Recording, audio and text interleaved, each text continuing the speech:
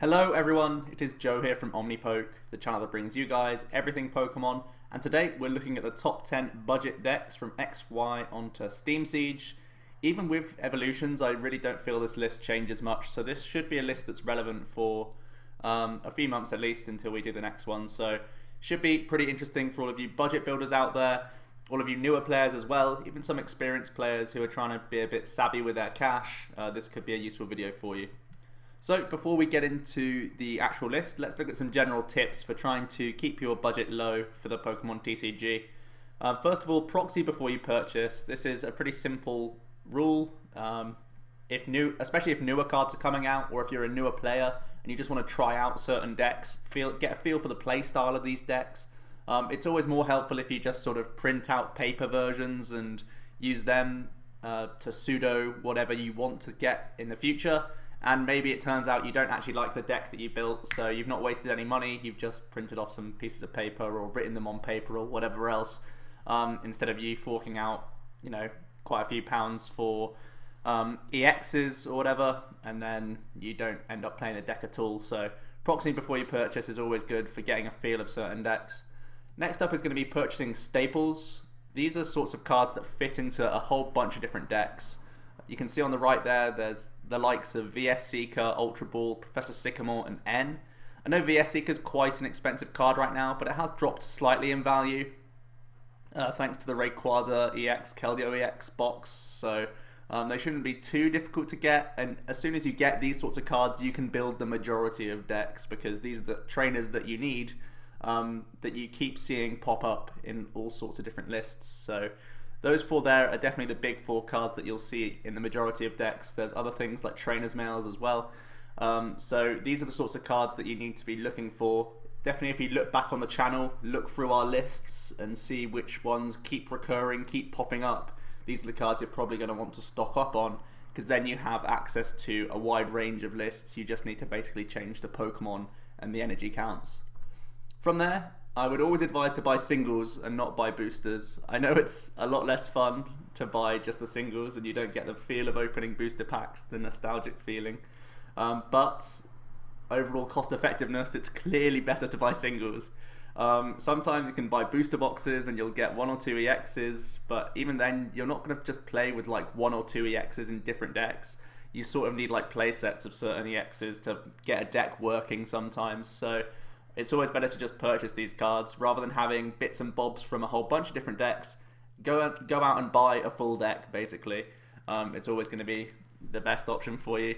There's plenty of ways you can look to buy singles. You can go to leagues and different tournaments and actually try and trade and with players and such. You can also look online. There's plenty of different options, even Facebook groups. So yeah, there's plenty of avenues to try and get your singles for the best price. Next up, it's always good to keep an eye out for promos. There are league promos, theme decks, and tins. These can all have cheaper artwork styles, basically, of main set cards. For example, there's Volcanion EX, which has recently come out in a tin. It's a very, very playable card, and it's much cheaper to just buy the promos, or maybe if you're just starting out, buy a few tins as well. That could even be helpful for you, just to get you some cards to start trading with at the very least. So these are going to be helpful for you. Also keeping an eye out for the future promos. Maybe a new set comes out and there's a really good EX that a lot of people would like, but you know that they've already announced that down the line in 1 or 2 months you could get the tin promo instead. You may just want to hold off playing that deck for a few weeks or months and then just get the tins at a later date. Finally, borrowing and sharing your collection with people that you trust can give you access to a wider card pool. So if you're going to events frequently and you're meeting up with the same kinds of people, you can quite often just have a bit of give and take. Maybe you want to play a certain deck one day and your mate is playing something else. Maybe they're playing Volcanion, for example, and you've got 2 Octillery that they would like to borrow. You allow them so that you can borrow their Yanmega Breaks, for example, for some other deck. So it just gives you access to cards that you don't physically have to purchase, because people can only play 60 cards at a time, and loads of different people involved in the card game will have a wide variety of cards to play a bunch of different decks. So if they're not playing a certain deck one week, you can ask to maybe borrow or share some of those cards for yourself, and it's a pretty handy thing to do. Obviously only do it with people that you trust. You don't want to get your card's stolen or anything, but it's normally a pretty nice environment in the Pokemon trading card game, and I've never had any troubles borrowing or sharing from other people, so it's always a good tip for you, in my opinion. Next up, we have the debate about Shaymin EX. This is one of the most expensive cards in the game right now, and unfortunately, it's really important for the success of a lot of decks. It basically just makes most lists more consistent, gives you good turn ones, just to help yourself set up throughout the majority of the game. And this list is basically a budget top 10 because none of these decks really require Shaymin, although some of them will benefit from having one or two Shaymin in the list. Most of the time they try and avoid using Shaymin altogether, just to improve the likes of prize racing, but sort of sacrificing a bit of early game pressure. So that's really how this list has been constructed. However, if you do eventually bite the bullet and want to purchase one or two copies of Shaymin EX, you do open up the doors for almost every deck in format, so that is a debate that you have to have with yourselves. I think if you are a newer player, it's always best to start with one of these budget top 10 decks, and then look to get Shaymins if you do enjoy the card game. It's not really worth taking the plunge and then turning up to your first couple of events and thinking, you know what, I really don't actually like the Pokemon TCG, or you just have other plans or whatever, and you just, I don't know. There are times when you could regret maybe getting Shaymins, but if you are willing to take the plunge, I think it does open up the game more fully outside of these 10 decks, basically. So let's start with number 10. We have Magnezone Raichu. The strength of the deck is that it has really good energy acceleration. The stage 2 Magnezone has the magnetic circuit ability, allowing you to attach as many lightning energy from the hand as you like during your turn. So it means you can just flood your board with energy as long as you have access to them with the likes of Fisherman, Energy, Reset, and Energy Retrieval. These sorts of cards, you can get into your energy quite easily, get them into the hand, and start splashing them all over the board. This normally sets up the Raichu because it's a very efficient, strong non-EX attacker. And it's a really, really good attacker as well. If you put a Fighting Fury Belt on a Raichu, it has effectively 180 HP because of its ability. And it does decent output. It easily 2-hit KOs EX Pokemon, and you can even push into 1-hit KO range as long as you have enough energy on the board. So it really is an effective Pokemon as a main attacker for the deck. So what I like about this deck is that it's fairly easy to play. It's very simple. You set up a Magnezone and you start raining down energy onto your board as much as you can. Equally though, this is a weakness of the deck. We're very focused on Magnezone EX's ability, so the likes of Garbodor and even Hexmaniac being played at the right times can be really awkward for you. Additionally, the focus of getting the Magnezone out is a problem because it's not easy to get stage 2s out. There'll be turns when you miss a rare candy, there'll be turns when Magnezone is Lysander KO'd, and then you're rid of your Magnezone, and again you can't rain energy onto the board. So that can be an issue, and that does lead to the lack of speed as well. You don't really get going with this deck until Magnezone is set up. But as long as he is set up, and even you could use Octillery as a nice draw engine throughout the game, these are two really ability-focused cards, and having those shut off could be awkward, but again, we lack that bit of speed, so these are things to consider. But overall, I think it's a really nice new deck for players because it does teach players a lot of very simple and important rules for the card game, and I think this is a decent one for getting a grip around the TCG and how it functions. Next up we have Talonflame Lucario. This is a pretty interesting deck that really can hit very hard.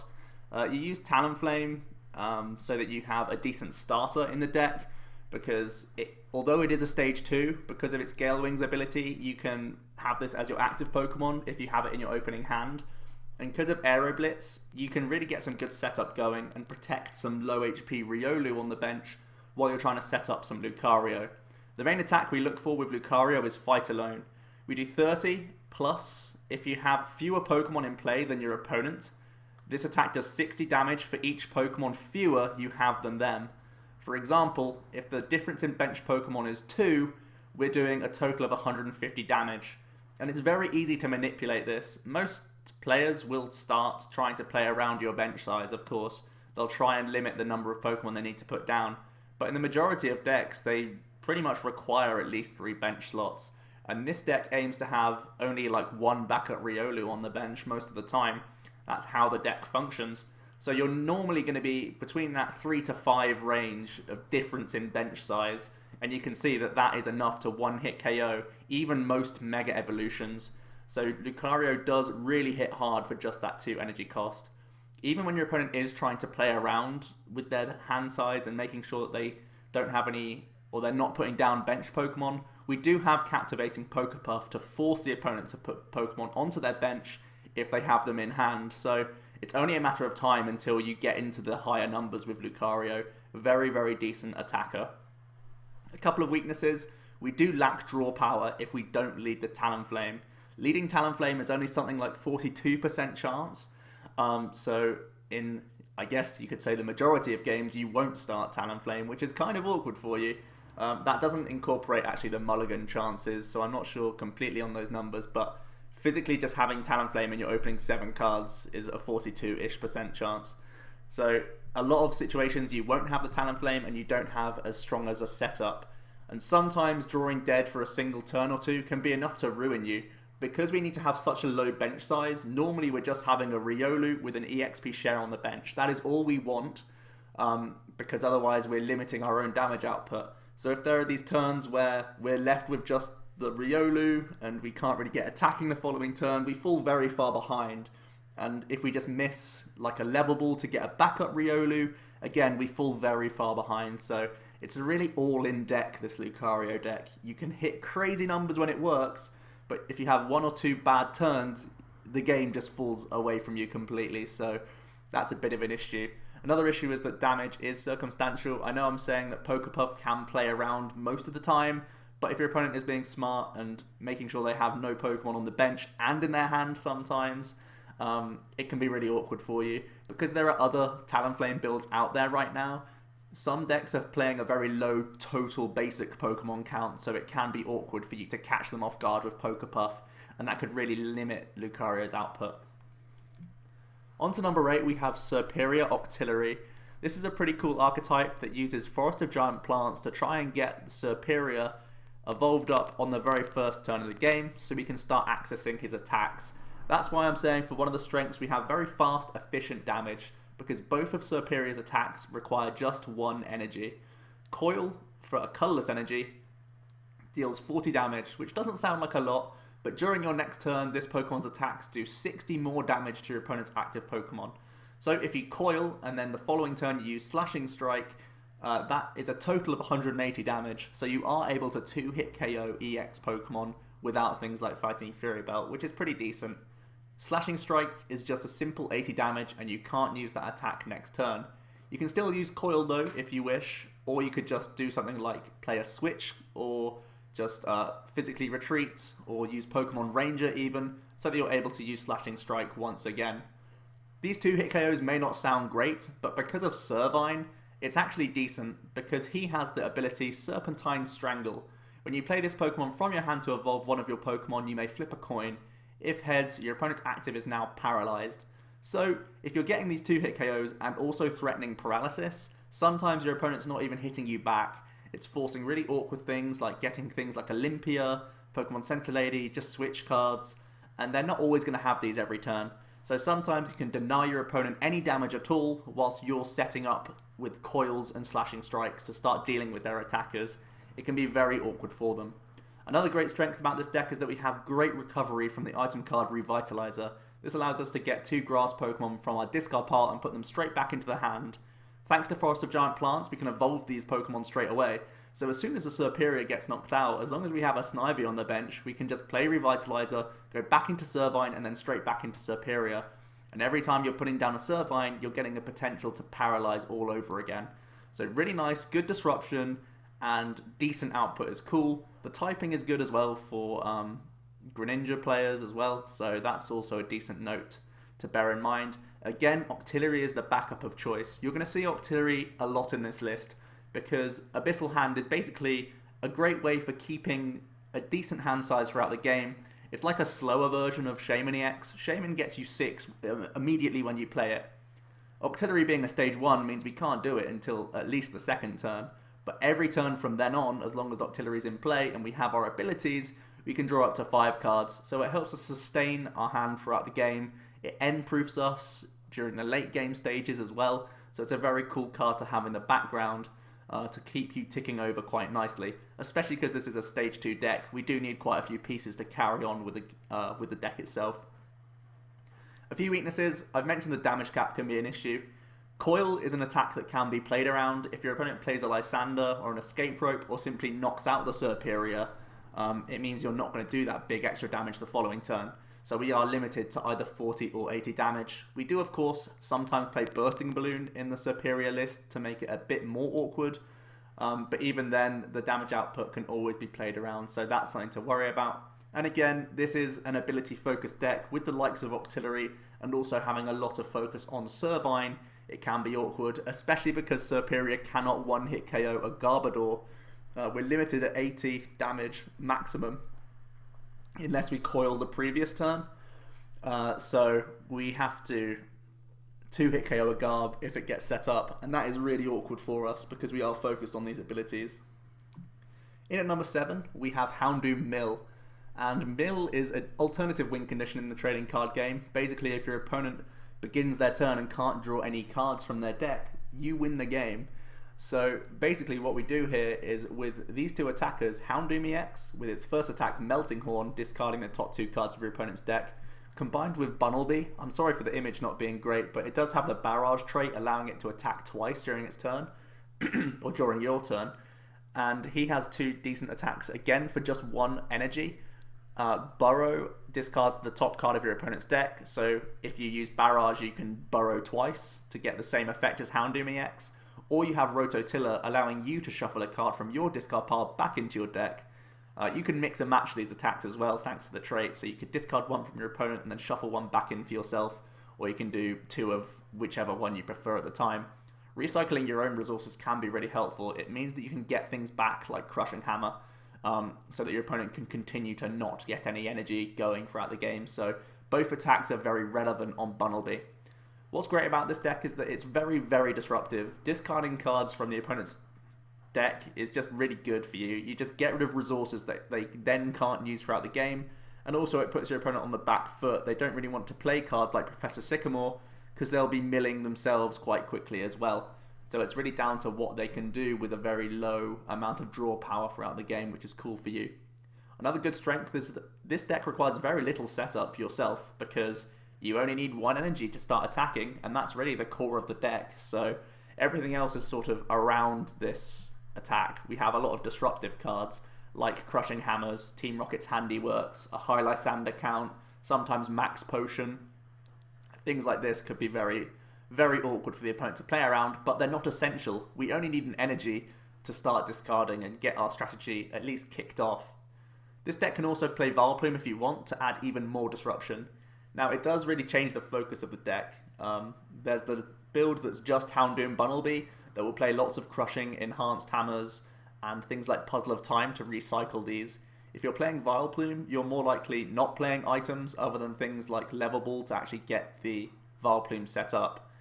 The Vileplume build will just play something like for Team Flare Grunt in terms of energy denial, but just item lock on its own can be very disruptive, and it does improve the likes of Lysander because then your opponent can't really retreat their dudes as easily because they have no access to Switch or VS Seeker for things like Olympia even. So Vileplume is one route to take with this deck if you want it, but you can also have just the straight build with more items. Couple of weaknesses of this deck: it's fairly RNG reliant. What I mean by that is how good can you flip coins, basically. Some of the biggest, most impactful cards in your deck are going to be Crushing Hammers, where if you flip heads you can discard an energy to one of your opponent's Pokemon, and also Team Rocket's Handiwork, which flips 2 coins, and for each heads you discard 2 cards from the top of your opponent's deck, and that's a supporter card, so you have potential to mill a lot of cards in a turn. You can potentially mill 6 cards if you flip 2 heads with your supporter and then attack with either Houndoom or Bunnelby. So that could be very strong for you. But that's all because you flipped heads. Sometimes these cards are played and you get no effect, or half the effect, I guess, if you're playing Handiwork sometimes. So that could be pretty awkward, and you can lose games through no fault of your own just because you flipped fairly poorly. A couple of other weaknesses: this deck does focus on denying the opponent energy. So there are a few decks out there like Volcanion that can recover their energy very, very effectively. Even a handful of dark decks will use non-EX Yveltal to recover energy from the discard pile. There's things like Mega Gardevoir, which plays 2 to 3 Super Rods to recover things. That can all be very awkward for you because your main strategy is trying to deny your opponent to continually attack and get knockouts, basically. Another weakness of this deck is that you have to purchase high counts of cards that are only really useful in this deck. Something like Team Rocket's Handiwork is not played in any other deck than Houndoom Mill, and I guess Wailord Mill as well. But really, its focus is just for this deck. It's a very niche card, and you know how earlier I was saying stock up on the staples? Well, if you're going to purchase this deck, you're not stocking up on staples, you're stocking up on all other different cards that are only really useful for this deck. However, if you like being disruptive, if you like an alternative win condition in terms of not taking any prizes, just going for the mill approach, this could be a fun one for you. In at number 6, we have Talonflame Garchomp. Again, we're using Talonflame to try and set up while we hide our little Gibbles to keep them a little bit more safe, so that eventually we can get into our Garchomps.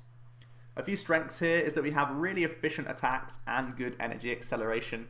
Aeroblitz is really efficient, 1 energy for 40, and you get to search for any 2 cards is great. And then both of Garchomp's attacks are also really, really good. Turbo Assault is just 1 energy for 60, a fighting energy. If you have a strong energy on board, that can be 1 for 80, which is even better. And we are allowed to attach an energy from your discard pile to one of your Pokemon. This includes special energy, so you can get more strong energies recovered throughout the game, so you're continually doing high output. We do then have Bite Off for just 2 fighting energy. We deal a base of 80 damage, but if the opponent's active is an EX Pokemon, we deal an additional 80. So 160 base, but again, either of these 2 energy could be strong energies, so we're hitting that 180 mark again, which is a very important number to hit in the TCG right now. So we do have a 1-hit KO potential, which is great. Both of our main attackers, really, Talonflame and Garchomp, have free retreat, so we can move between these attackers quite effectively. And even when we don't start Talonflame, the Gibble itself has some nice early game draw power. Its attack never enough for just a fighting, allows us to discard 1 from hand to draw 2 cards. This can actually set up the likes of Garchomp later down the line. If you discard an energy, it can help out with your Assault Turbos later on in the game. So, you know how I was saying it's really awkward if you don't lead Talonflame when I was mentioning the Lucario deck? Here, it's still annoying that you don't lead Talonflame, but at least Gibble has some draw power as well. A couple of weaknesses. The lowish output against non-EX decks can be an issue. You can see that Bite Off does crazy numbers against the EXs, but against other non-EX decks, it's really subpar. Against things like Greninja, you would really struggle with this deck, so that's a bit of an issue. And also we have the stage 2 consistency issues. Because we have good early game draw with Talonflame and Gibble, the mid to late game sometimes can suffer, especially if we're being hit with things like N after going ahead with a big old Bite Off to take crazy amounts of prizes, then we can fall behind quite quickly. So really Garchomp is very much invested on the opening 2 or 3 turns. If that goes well, you can really do well in the game and you can just overpower them and win the game. Sometimes if your opponent can keep up on turns 3, 4, 5, then they start taking control of the game, because there are turns where maybe you miss something like Rare Candy Garchomp and then you have a slower turn and then you start conceding easier prizes, which would be very awkward for you. So Garchomp's a very cool one to consider, real big powerhouse, and there's a lot of strengths here, but it does sometimes lack a bit of late game in my opinion. In at number 5 we have stage 1s, and I've deliberately been quite vague here, because there are plenty of stage 1 options out there right now. All of them are relatively decent. Basically, stage 1s, the most important ones that we have in format, all attack for just double colorless energy or less. So we're basically just slapping 1 DC on, and we're hitting for most likely a large amount of damage. What's also very nice is the majority of these Pokemon have 90 HP or less. Look at things like Raichu, Octillery, and Vespiquen. There's other stage 1s out there as well. Even things like Bats can be used sometimes alongside Raichu. And these provide really good search and setup so that you can actually get going quite nicely. What I really like about the stage 1's deck is that you can build to your budget and your playstyle exactly. Because there's so many different stage 1s out there that you can pick. Basically, you can find the ones that you like, put a little blend together of 2 or 3 of them, most likely, and just start rolling with it basically, which is pretty cool. Additionally, we do have the evolutions, Jolteon, Flareon, and Vaporeon. These could be used with some or all of your Stage 1 decks to give you more weaknesses to hit in the metagame. Having a Flareon means you probably have a much better time against the likes of Scizor and Sceptile. Having the Vaporeon can really help out against the Volcanion players. So you can metagame quite effectively by just having type coverage, which is one of the most simple concepts in the TCG, that every card has ×2 weakness to some sort of type. If we have these evolutions in here, we can cover for plenty of matchups. A couple of weaknesses. The decks are very DC reliant. I've spelt that wrong. I've just realised. It's DCE because all of the attack costs, the main attacks are all DCE, of course. So that means that we're fairly weak to Giratina EX's Chaos Wheel. Chaos Wheel is a real pain for this deck. You need to play something like Pokemon Ranger, and then a Giratina with a Fighting Fury Belt has a lot of HP to get over.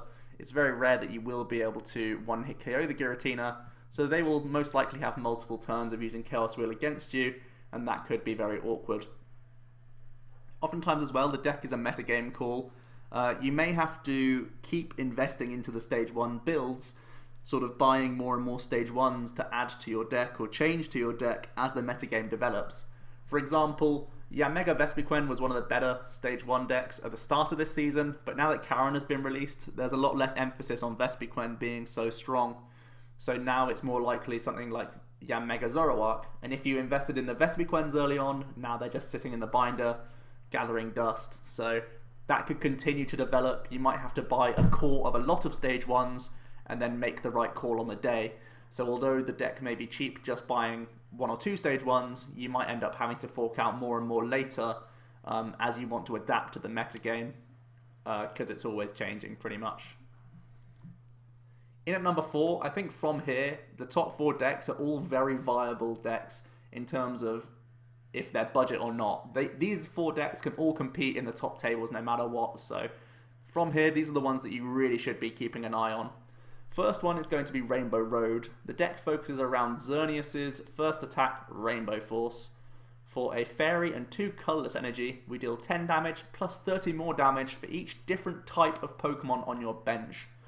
So you can see down here that we have Galvantula and Bisharp. Both of these Pokemon take up only 1 bench slot, obviously, but they are dual types. This means that with things like Skyfield, we can hit ridiculous numbers. You can see the little graph down here, or the data right here that we can do. If we have 6 or 7 Pokemon on the bench, we're starting to hit these one-hit KOs on EXs and even Megas, which is great for us. 7 may sound like a lot, but we do have the dual types, and of course we have Skyfield allowing us up to 8 in the first place. So this is a very manageable amount of damage. So you can see the O-hit KO potential is really good there. We also have good typing and type coverage with backup attackers.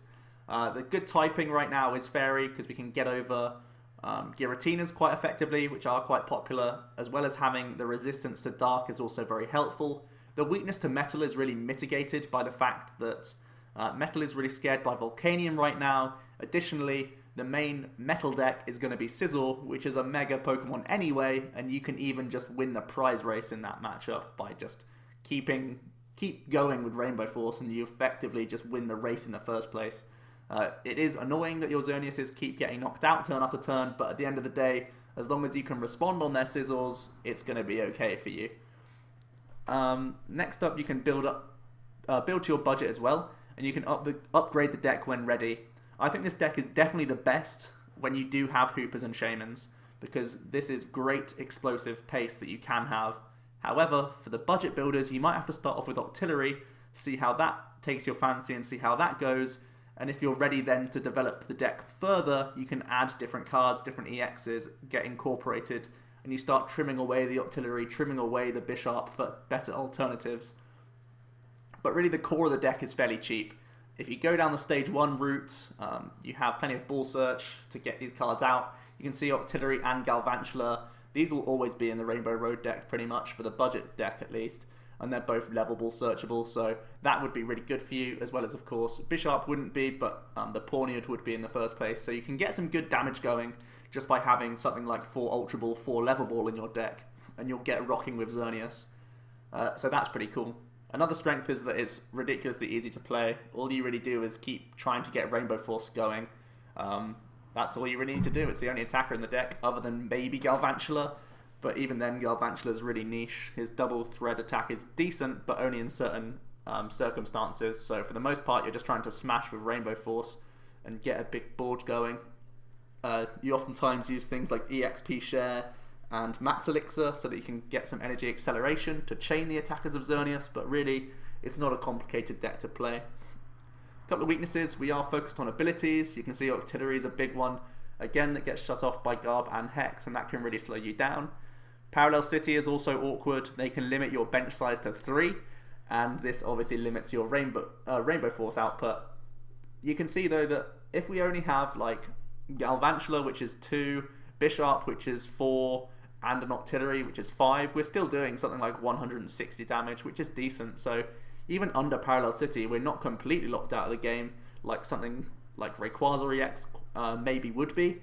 We're pretty okay to still do some amount of damage, but it's still very harmful for us to get spammed with Parallel City. We do much prefer having Skyfield in play. Finally, there's a potential lack of consistency. If you do have multiple stage 1s in the deck, you'll have these hands where you don't have the basics down, but you have all the stage 1s in hand, and maybe you have to sycamore these away, and it's a big old waste, and you have to wait to find something like Super Rod to recycle them, and it just slows down your whole game plan, really. So there is a potential speed issue here, and consistency issue with the stage 1 build. Like I'm saying, the Hooper Shaymin build is far superior, but maybe you start with the stage 1 build, see how you fancy the game, and then maybe look to buy Shaymins and Hoopers from there, in my opinion. In at number 3, we have Gyarados. This is a really cool rogue deck. Again, it's one of these stage 1s. I put it separate from the other stage 1 decks because it functions very differently. Full Retaliation does 30 base, and it does 30 more damage for each damage counter on your benched Magikarps. So we use the Stadium Team Magma's secret base, which states whenever a player puts a Pokemon into play, excluding Team Magma Pokemon, takes 2 damage counters.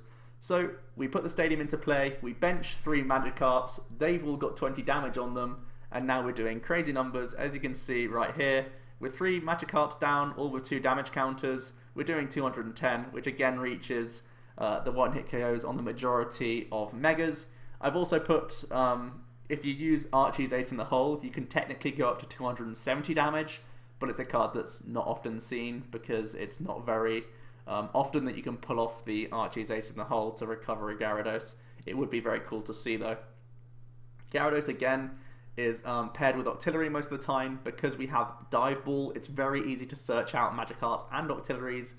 Additionally, because we do play Level Ball in the deck, it's just so easy to find Octillery as early as turn 2 and start giving you some nice draw power throughout the game. Couple of strengths, like I'm saying, you can see the damage counters rack up. You do have really crazy one-hit KO potential from as early as turn 2. Also a strength is that you only really require 4 double colorless energy slots in the whole deck, so you do have space for a few techs. If you want to play something like Enhanced Hammer, if you want to play Bursting Balloon, take advantage of Gyarados' Theta double trait, that could be useful for you. So for different matchups you can have techs. Obviously Mr. Mime is a tech that's often played in this deck to protect your Magikarps, so there's some room for creativity in this list in my opinion. Couple of weaknesses, we are very weak to sniping and or moving damage counters.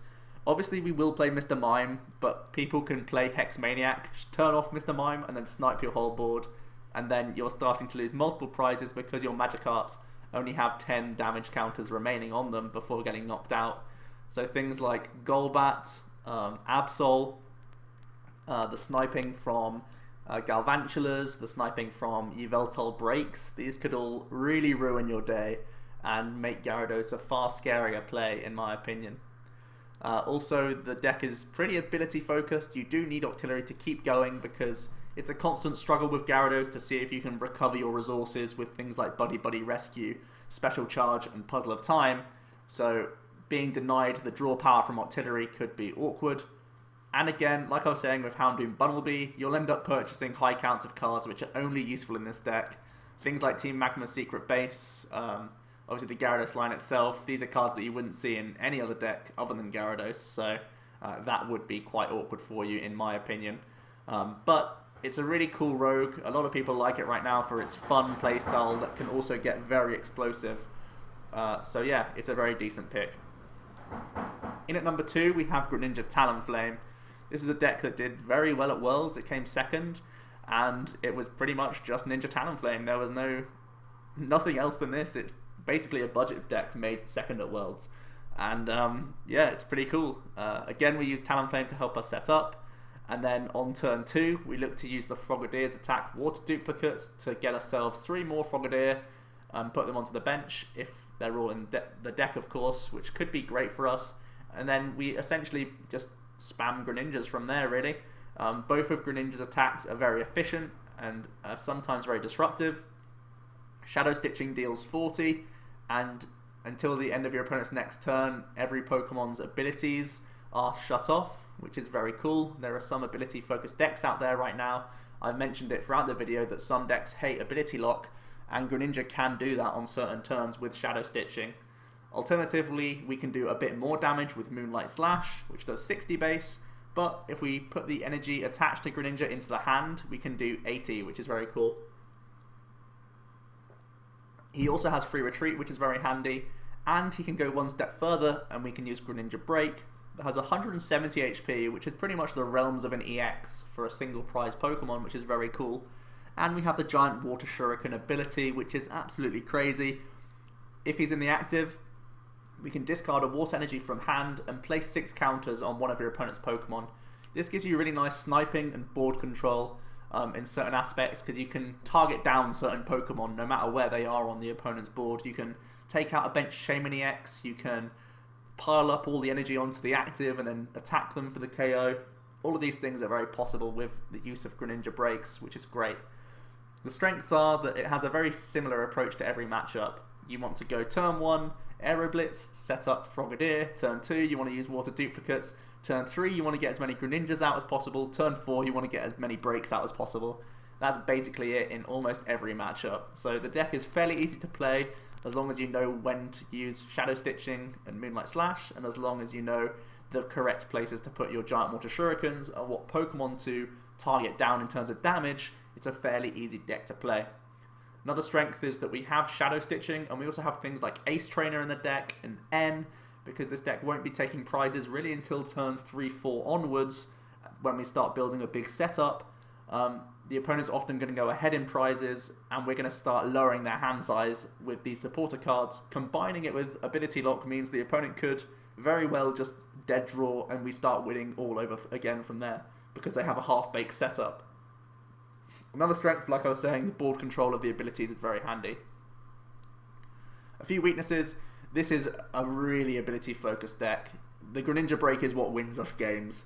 So being hexed and being under Garbodor is a real pain for this deck. Again, like I was saying with the Serperior, where we can't one-hit KO Garbodor if we Lysander it up, it can be very awkward for us. So Garbodor is the biggest threat for the Greninja player. Also, the opening turns are pretty make or break. If you've missed turn 2 duplicates, that's one more prize the opponent's taken, that's one more turn it takes for you to start attacking them back. It can all start being very awkward, and that does lead back to the issue of the deck lacking speed overall. You really don't even attempt to do damage other than things like Bursting Balloon until turns 3 or 4 when you finally get Greninjas going. And another weakness is that you do need to continually set up stage 2s and even breaks, which are basically stage 3 Pokemon, which can be awkward for you because, again, there'll be those turns where you have to play the end to limit your opponent's hand size, then you draw your 6 cards or however many, and then you just miss the Greninja Break, and then suddenly you fall so far behind because you're already banking on the comeback with Greninja, and if you miss a turn, then the game may have slipped away from you because you've run out of turns ready to make the comeback.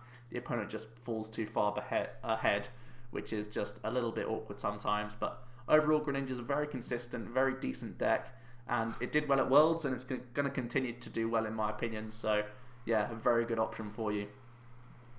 In at number 1, we have Volcanion. Now, Volcanion is an EX, but of course I said earlier on in the video that it is a tin promo. The Volcanion, Baby Volcanion, is a pre-release promo, as well as being a theme deck card as well, where you get 2 copies, so it's not too difficult to get your hands on this guy. And the deck is very, very fun to play, very cool, and can sometimes hit like a truck. Strengths of this deck is that it's very fast and efficient damage. Turn 1, with the non-EX Volcanion, Power Heater does a base of 20, but because of Volcanion EX's ability Steam Up, once during a turn you may discard a fire energy from hand. If you do, your basic fire Pokemon's attacks deal an additional 30 damage. This is stackable, so you could have up to 4 Volcanions in play at once, all using Steam Up that turn, and then Power Heater could do 140 damage, and that's for 1 energy on turn 1. On top of that, Power Heater itself has the effect that you can attach 2 fire energy from your discard pile to 2 of your benched Pokemon. No, 1 energy to each of the 2. Yeah, that's it. So really, they feed off each other so nicely. You discard the energy to improve the output, and then Power Heater attaches those energies that you just discarded onto these guys to then use their future attacks, which for 2 fire and a colourless does 130 base damage, and you can't use that attack next turn. But again, we have Steam Up to push that into 1 hit KO range for pretty much anything, which is really, really good. So yeah, the speed and the efficiency of the damage is great. The energy acceleration from Power Heater is crazy good. The 1 hit KO potential we have with the EX is really nice as well. We hit 2 different weaknesses as well, thanks to our dual typing, because we are a fire and water type. So we 1 hit KO other Volcanions, as well as having weakness on Scizor and Sceptile, which is very cool. We can also upgrade the deck with Hoopa Shaymin when ready. Like I was saying with the Rainbow Road deck, this deck can be used with Hoopas and Shaymins if you wish. However, it's pretty much just as good to play a Dive Ball Octillery build. Dive Ball is really cool because we get the part water typing from the EX, so we can search out Volcanion as well as Remoraid Octillery. It works very nicely in here indeed. Couple of weaknesses. Ability Lock again is an issue. Just unfortunate that so many decks in this list are so reliant on Octillery. That's just the way the list works, that a lot of them struggle against Garbodor. Obviously this deck is more effective at dealing with Garbodor. You can Lysander KO it quite nicely with the EX, or even the non-EX's second attack that just does 100 base. That's all you really need for Garbodor, which is cool. But again, well-timed Hex Maniacs from the opponent can really slow you down and limit your output to missing KOs, which is a problem for you. Additionally, there's a lot of chunky retreaters in this deck. The 3 retreat of the EX and 2 retreat cost of Octillery and the Baby Volcanion all means that Lysander stalling is an option. Even if you're playing a high floatstone count, there's a lot of Fright Knight Yveltals in format right now to deny your tools from working. And that would be very awkward for you. You basically get stalled into the active for a couple of turns and you can't do anything while the opponent racks up damage on you. That could be a real problem for the deck. But overall, I think this is the top pick right now for budget decks because the Tin Promo EXs, the very easy to get non-EXs, and Octillery being a great card in the deck to keep you drawing into other cards like energy retrievals, just more energy to attach for the turn, things like that is really all you need to do with Volcanion. You just have to cycle your fire energy as quickly as possible to increase your output and get more acceleration going, basically. That's the whole concept of the deck, and it's a very fun deck to play indeed. So that is my list, guys. I hope you all enjoyed the top 10 budget decks. We'll be back in a couple of months when the format has changed and we have some new sets for this, because this is always a popular video. I hope I helped some of these newer players. Do make sure to check out our channel, subscribe if you haven't already. It's always great to see new faces on the channel and get involved. So yeah, it has been Joe from Omnipoke, and I will see you guys next time.